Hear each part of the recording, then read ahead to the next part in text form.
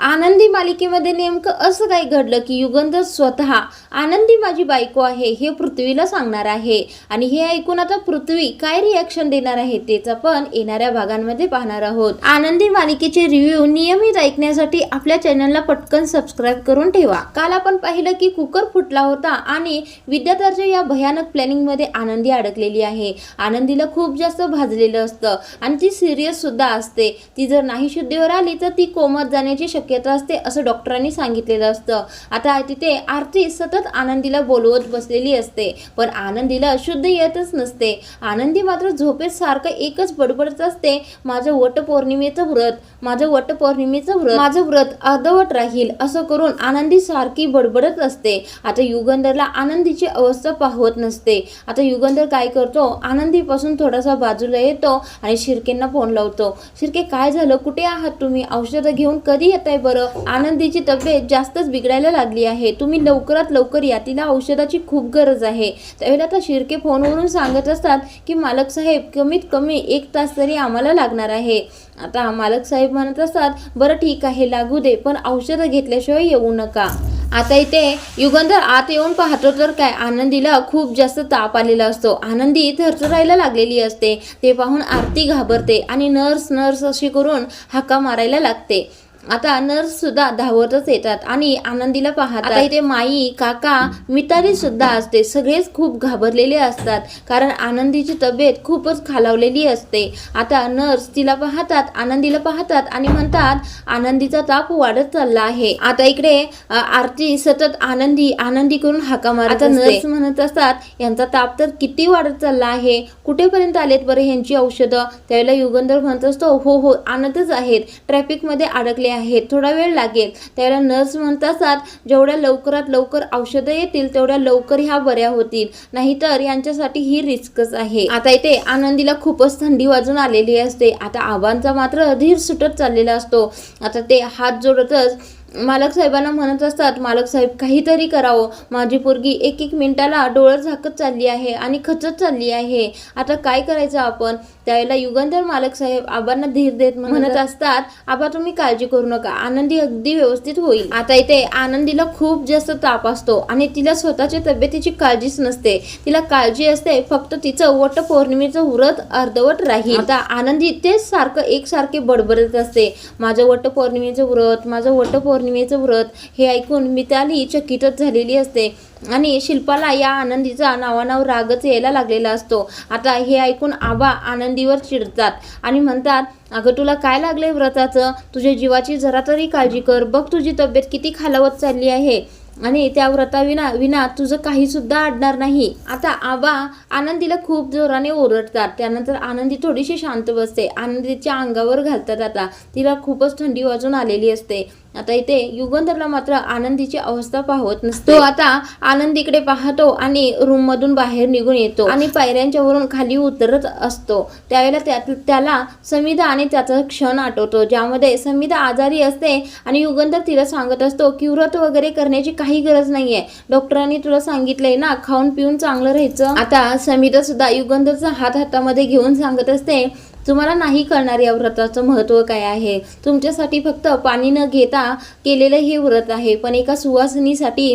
हे व्रत म्हणजे तिच्या भाग्याचंच काम आहे। आता इथे समिधा युगंधरला समजावून सांगत असते की मी हे व्रत तुमच्यासाठी करत आहे, तुम्ही सुखी तर मी सुखी आणि दुसऱ्याच्या सुखामध्ये आपलं सुख मानण्यात वेगळंच सुख आहे, दुसऱ्यांच्या इच्छा पूर्ण झाल्या की वेगळंच समाधान मिळतं आणि तुम्ही माझ्या व्रताच्या आडवं पडू नका, हे व्रत मला करू द्या। आता युगंधरला समिधाचं ते बोलणं आठवलेलं असतं। इकडे आता आनंदीची तब्येत एवढी बिघडलेली असते की आबा डॉक्टरांना म्हणत असतात अहो डॉक्टर मॅडम बघा ना जरा, माझ्या पोरगीची तब्येत लईच बिघडत चालली आहे। त्यावेळेला डॉक्टर म्हणत असतात औषध आल्याशिवाय मी काहीही करू शकत नाही, तोपर्यंत तिची तब्येत अशीच खालावत राहील। आता डॉक्टरांचं हे बोलणं ऐकून आबा आणि आरतीला धक्का बसलेला असतो। आता आबांचा धीर सुटत चाललेला असतो आणि आनंदीचं मात्र एकच सुरू असतं माझं व्रत, माझं व्रत। आता इथे आरती आनंदीला हातामध्ये हात घेऊनच बसलेली असते. तिला समजावण्याचा प्रयत्न करत असते की अगं आनंदी शांत शांत झोप जरा.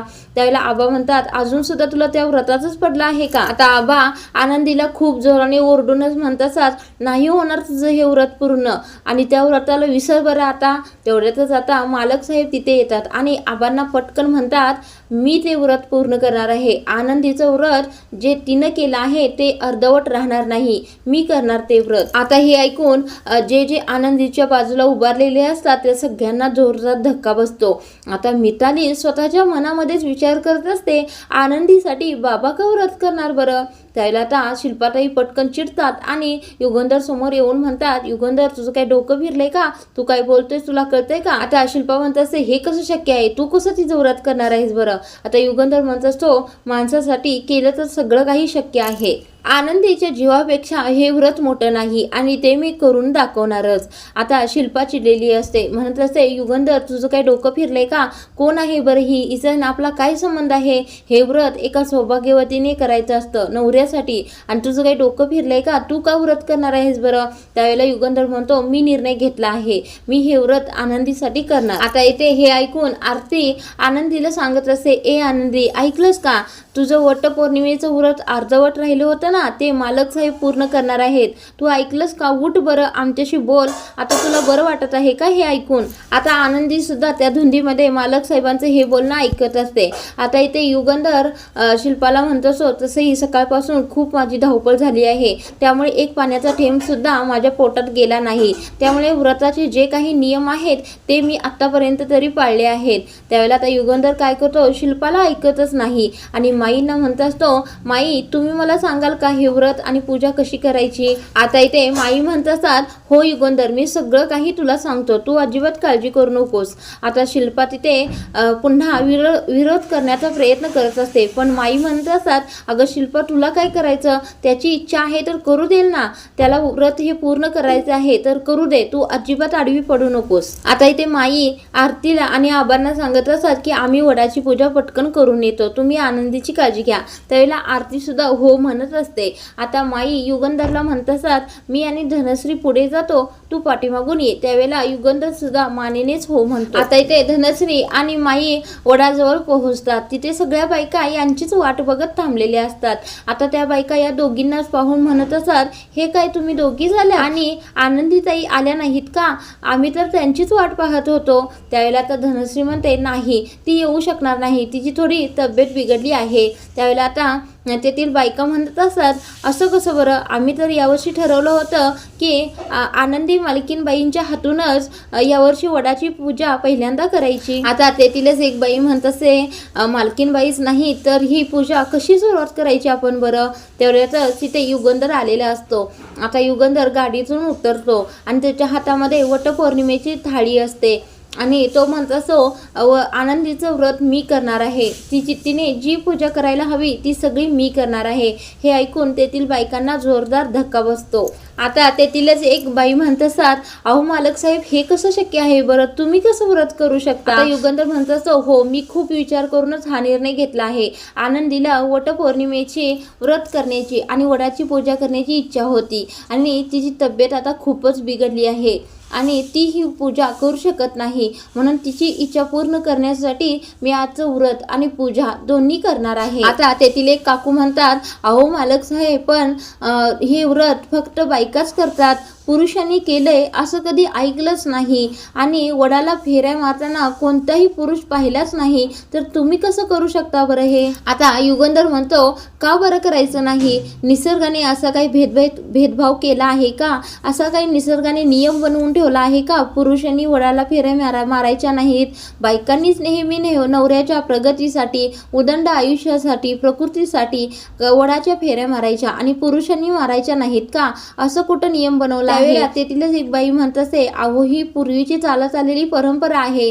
की हे व्रत फक्त सौभाग्यवतीच करतात. आता दुसऱ्या काकू म्हणत असतात प्रत्येक बायको सुहासनी 7 जन्म त्या नवऱ्याला मागण्यासाठी हे व्रत करत असतात. आता तेथीलच एक काकू म्हणत असतात, हे व्रत फक्त सौभाग्यवतीनेच करण्याची जबाबदारी तिची असते.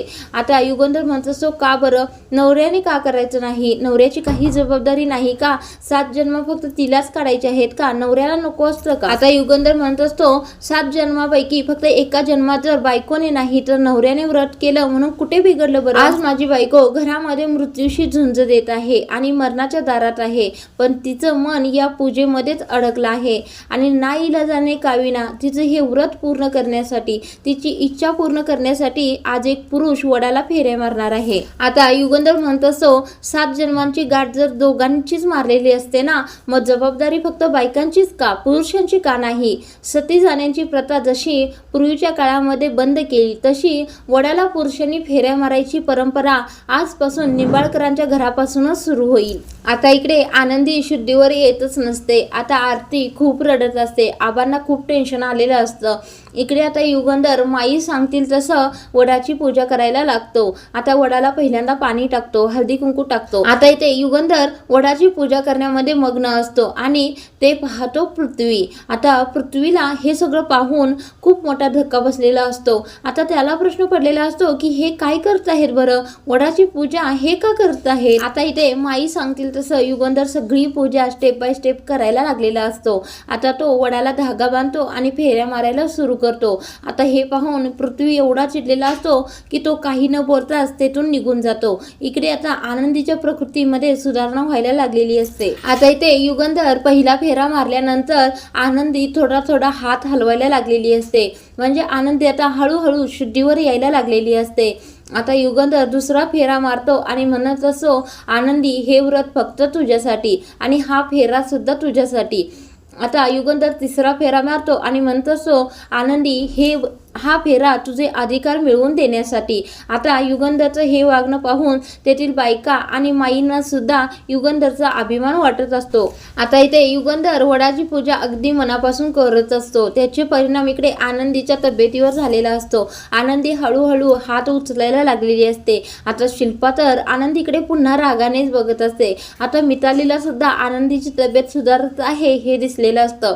आता आबा म्हणत असतात, हे बघ आरती, आपली आनंदी हात उचलत आहे, आपल्या आनंदीला शुद्ध येत आहे. त्यावेळेला आरती सुद्धा स्वतःच्या डोळ्यातील पाणी पुसते आणि आनंदी करून हाका मारायला सुरू करते. आता इकडे युगंधरचे 7 फेरे होण्या अगोदरच आनंदीला शुद्ध आलेली असते. आता युगंधर शेवटचा फेरा मारतच स्वतःच्या मनात विचार करत असतो, समिता बघ, जिथून कुठून तू मला बघत असशील तिथे तू खुशच असतील, कारण तू मला जसं सांगितलं होतंस तसंच मी आज वागलो आहे. कारण आता समिधा युगंधरला नेहमी म्हणत असते की दुसऱ्याच्या आनंदामध्येच आपला आनंद असतो. आता युगंधरला हे सगळं समिधाचं बोलणं आठवत असतं. इकडे आता घरामध्ये आनंदीला शुद्ध आले म्हणून सगळ्यांनाच खूप आनंद झालेला असतो. आरती आता पुन्हा डॉक्टरांना हाका मारायला सुरू करते. आता इकडे आनंदीला शुद्ध येत असते आणि युगंधर अगदी मनापासून वडाला दोरा गुंडाळत असतो आणि सगळ्या बायका त्याच्याकडे बघतच बसलेल्या असतात. आता इथे युगंधर एक फेरा मारत असतो. त्यावेळेला त्याला तिथे आनंदी दिसते.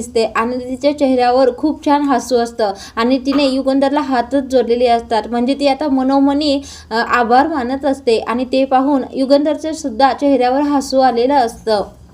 आता इकडे घरामध्ये शिर्के घाईघाईने आनंदीची औषधं घेऊन आलेले असतात. आता ती नर्स घेतात आणि नर्स काय करतात, आनंदीला पटकन इंजेक्शन देतात आणि त्या म्हणत असतात, आता मी त्यांना इंजेक्शन दिलं आहे, अगदी थोड्या वेळाने त्यांना पूर्णपणे शुद्ध येईल. आता असं म्हणून नर्स तेथून निघून जातात आणि अगदी थोडा वेळ गेल्यानंतर आनंदीला शुद्ध येते. आता आरती आनंदी करून हाका मारत असते. आनंदीला शुद्ध आली आहे पाहून आरती म्हणत असते, आनंदी तू आता ठीक आहेस ना? आणि सुनीता ताई सुद्धा देवाला पाया पडतच म्हणत असतात, देवाचीच कृपा झाली, आनंदी ताईंना शुद्ध आली. आता तिथे नर्स म्हणत असतात, तुम्ही ठीक आहात ना आता? त्यावेळेला आनंदी म्हणत असते, हो मी आता ठीक आहे. आता त्या सिस्टर म्हणत असतात, पेशंटचा रिस्पॉन्स चांगला आहे, मी जाऊन डॉक्टरांना सांगते. आता शिर्के सुद्धा आरतीला म्हणत असतात, आरती पोरीची काळजी घे आणि सुनीता तू सुद्धा लक्ष ठेव, असं म्हणून शिर्के सुद्धा तेथून निघून जातात. आता इथे आरती आनंदीला म्हणत असते, काय बाई आनंदी, तू तर सगळ्यांना घाबरवूनच टाकलं होतंस बघ, किती तब्येत बिघडली तुझी. आता आरती म्हणत असते, आनंदी काय ग, हे सगळ्यांचा जीव टांगणीला लावला होतास बघ, अगदी घोर लागला होता तुझा, पण देवाची कृपा तू शुद्धीवर आलीस. त्यावेळेला आनंदी म्हणत असते, आबा कुठे आहेत बरं? आबा सुखरूप आहेत ना? त्यावेळेला आनंदी आरती म्हणत असे, हो आबा सुखरूप आहे. आता आरती म्हणत असे, तुझी तब्येत चांगली व्हावी, सुधारणा व्हावी म्हणून आबा देवळात गेले आहेत देवाला प्रार्थना करण्यासाठी. त्यावेळेला आता आरती म्हणत असते, आनंदी तू जास्त बोल नकोस बरं, तू आराम कर. त्यावेळेला आनंदी पुन्हा त्या व्रताबद्दलच बोलायला सुरू करते. माझं व्रत अपूर्ण राहिलं, माझं व्रत अर्धवट राहिलं.